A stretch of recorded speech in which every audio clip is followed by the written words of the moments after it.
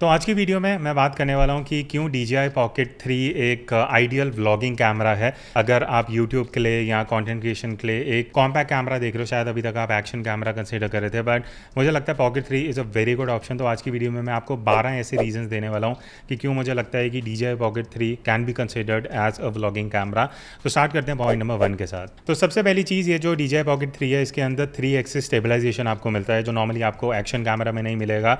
Even phones में या आप आईफोन में भी जाओगे, उसमें क्या होता है, इनबिल्ट जो कैमरा है उसका स्टेबलाइजेशन यूज़ होता है, बट यहाँ पे फिजिकली आपको 3 एक्सिस गिम्बल मिलता है स्टेबलाइजेशन के साथ। तो इसका बेनिफिट ये है कि जब आप चलते हुए या वॉक करते हुए या भागते हुए भी वीडियो बना रहे हो, तो जो आपका कैमरा है, क्योंकि वो स्टेबलाइजर के ऊपर बैठा है, तो स्टेबलाइजेशन काफ़ी बढ़िया मिल जाती है। तो अगर आप इवन ऐसा सोच रहे हो कि रफ टफ कंडीशन में भी जा रहे हो या आपको ये एक्शन कैमरा अपनी बाइक पे या कार पे भी माउंट करना है, तो भी आपको काफ़ी सही स्टेबलाइजेशन दे देगा। दूसरा पॉइंट है रेजोल्यूशन का। तो इसमें आप अप टू 4K 60 FPS पे वीडियो रिकॉर्ड कर सकते हो विद ऑडियो। एक स्लोमो मोड भी है, वो 4K 120 FPS का है, अगर आप स्पेसिफिकली स्लोमो शूट करना चाहते हो। बट अगर आप नॉर्मल स्पीड पे कर रहे हो 4K 60 FPS में बढ़िया हाई रेजोल्यूशन में वीडियो शूट कर सकते हो। बट एक चीज़ मैं आपको बता दूं, अगर आप वर्टिकल शूट करोगे इन कैमरा, वो आपका 3K में शूट होगा, बट अप टू 60 FPS, तो आपको रेजोल्यूशन भी अच्छा खासा इससे मिल जाता है। बट सबसे इंप्रेसिव चीज़ जो इसके बारे में है, जो तीसरा पॉइंट है, वो है इसका सेंसर। 1 इंच सेंसर है। अब इसके 2 बेनिफिट आपको मेजरली मिलते हैं। सबसे पहला है लो लाइट में इसका जो वीडियो परफॉर्मेंस है, अगर आप किसी एक्शन कैमरा से भी कंपेयर करोगे, मैंने इसके 1-2 आपको यहाँ कंपैरिजन भी दिखा दूंगा, बहुत मेजर डिफरेंस है। क्योंकि एक्शन कैमरा में सेंसर छोटा होता है, जिस वजह से लो लाइट परफॉर्मेंस एक्शन कैमरास की बढ़िया नहीं आ पाती। बट Pocket 3 का लो लाइट परफॉर्मेंस काफ़ी अमेजिंग है।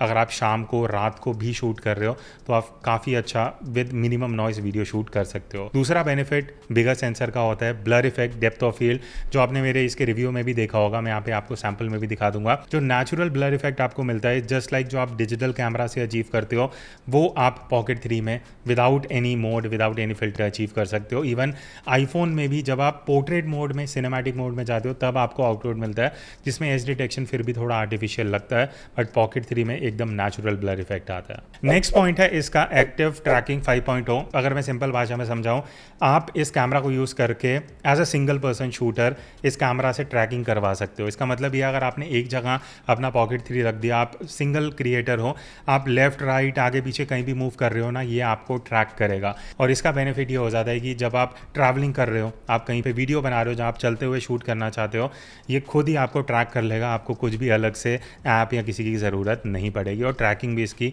काफ़ी बढ़िया और काफ़ी स्मूथ एक्यूरेटली ये ट्रैक करता है। अब नेक्स्ट पॉइंट है आज के टाइम में काफ़ी इंपॉर्टेंट। अगर आप वर्टिकल वीडियो शूट करना चाहते हो, natively straight out of camera आप शूट कर सकते हो। जैसा मैंने बताया 3K है, बट क्योंकि ये सेंसर को क्रॉप कर रहा है, आपका कैमरा हॉरिजॉन्टल ही रहेगा। और बढ़िया चीज़ ये भी है, अगर आप वर्टिकल में शूट कर रहे हो, आपको फिर हॉरिजॉन्टल में जाना है, तो आप जैसे ही अपनी स्क्रीन को हॉरिजॉन्टल मूव करोगे, 4K 60 FPS पे शिफ्ट हो जाएगा और कैमरा आपका हॉरिजॉन्टल ही रहेगा। तो वर्टिकल टू हॉरिजॉन्टल शूटिंग इसमें काफ़ी सही है। नेटिवली आपको कुछ कैमरा ऐसे वैसे घुमाना नहीं पड़ेगा। फिर अगर मैं स्क्रीन की बात करूँ, नेक्स्ट पॉइंट इसी के बारे में है। ये जो आपको टच स्क्रीन मिलता है, ये 1.8 इंच का टच स्क्रीन है। अब इसका बेनिफिट ये हो जाता है, सबसे पहली चीज़ तो काफ़ी कूल है, अगर आप इस तरीके से मूव करते हो, आप इसको ऑटो शट डाउन भी कर सकते हो।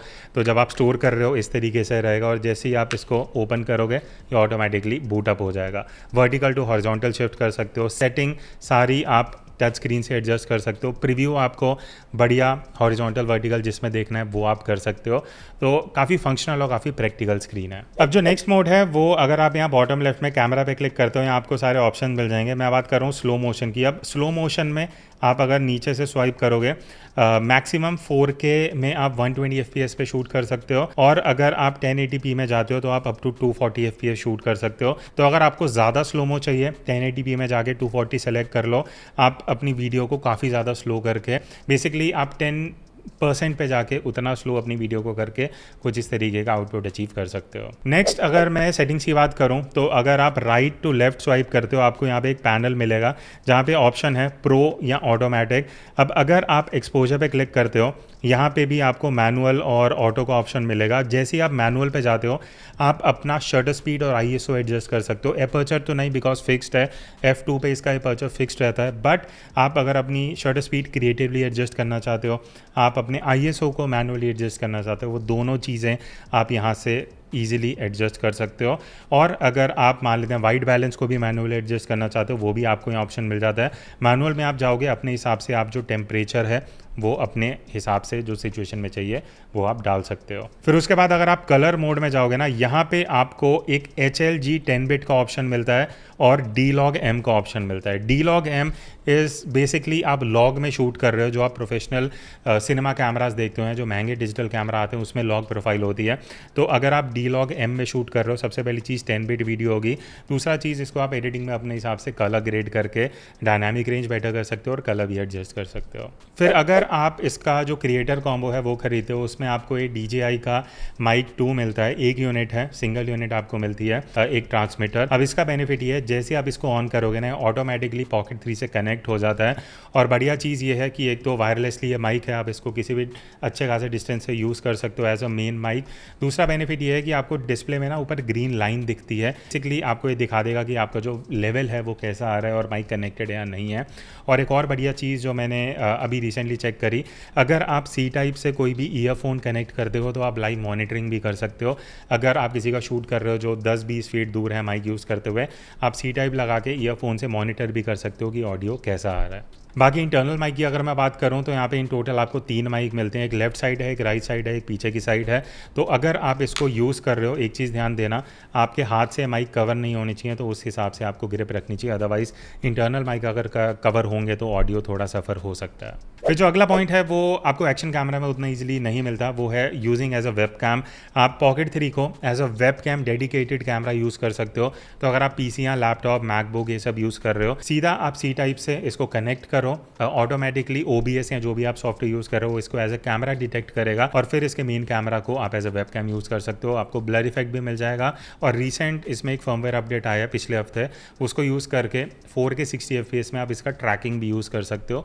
तो अगर आप मान लेते हैं कहीं आउटडोर भी आपको लाइव स्ट्रीम करना है तो भी आप इसका ट्रैकिंग फीचर यूज़ कर सकते हो। अब अगला पॉइंट भी क्रिएटर कॉम्बो से रिलेटेड है, बिकॉज मुझे वो वैल्यू फॉर मनी लगा। उसमें यह है कि आपको एक अलग से ना बैटरी हैंडल ग्रिप मिलता है। इसका बेनिफिट क्या है, अगर आप इस तरीके से पॉकेट 3 में लगा देते हो, एक तो आपको हाइट इंक्रीमेंट मिल जाता है, ग्रिप मिल जाती है, माइक कवर नहीं होंगे, बट इंपॉर्टेंट चीज़ है इसका बैटरी आपका एक्सटेंड हो जाता है। जो इंटरनल बैटरी है उससे कहीं ज़्यादा बैटरी आपको इसके थ्रू मिल जाता है। बेसिकली इसका एक ग्रिप लेके अच्छा खासा पूरा दिन शूट कर सकते हो। दूसरी एक्सेसरी जो आपको इस कॉम्बो में मिलती है वो एक कवर है जिसमें आपका पॉकेट 3 आ जाता है, बट इसके अंदर एक ये मैग्नेटिक कोई लेंस मिलता है जो 0.7x है। बेसिकली जो आपका मेन एंगल ऑफ व्यू है पॉकेट 3 से वो 20 mm होता है, बट जैसे आप ये मैग्नेटिक लेंस लगाते हो ये 15 mm में कन्वर्ट हो जाता है। तो यहाँ मैं आपको साइड बाय साइड एक डिफरेंस दिखा दूंगा, 20 mm वर्सेस 15 mm। तो अगर आपको हल्का सा वो एक्शन कैमरा वाला वाइड एंगल व्यू चाहिए वो भी आप इससे ईजिली मैग्नेट इस तरीके से निकाल के लगा सकते हो और यूज़ कर सकते हो। जो लास्ट पॉइंट है वो आप यूज़ कर सकते हो अगर आप अपने फ़ोन में DJI Mimo ऐप डाल लेते हो और पॉकेट 3 को उससे कनेक्ट करते हो, तो वायरलेसली आप इसके कुछ फंक्शंस, कुछ फीचर्स यूज़ कर सकते हो। और मान लेते हैं आपको सेटिंग्स चेंज करनी है वायरलेसली, वो सारी चीज़ें आप इसके ऐप के थ्रू कंट्रोल कर सकते हो। तो ये थे कुछ 12 फीचर्स और रीजंस जिस वजह से मुझे लगता है pocket 3 is a very good option as a vlogging camera. इसके अलावा अगर आप ये यूज़ कर रहे हो, आपको कोई और फीचर लगता है, do comment and let me know. इसका डेडिकेटेड रिव्यू ऑलरेडी चैनल पे है, वो आप देख सकते हो। और इसके कुछ कंपेरिजन कुछ एक्शन कैमरास के साथ आने वाले हैं, तो उसके लिए आप स्टे ट्यून्ड रह सकते हो। I will see in the next video. तब तक take care and keep clicking.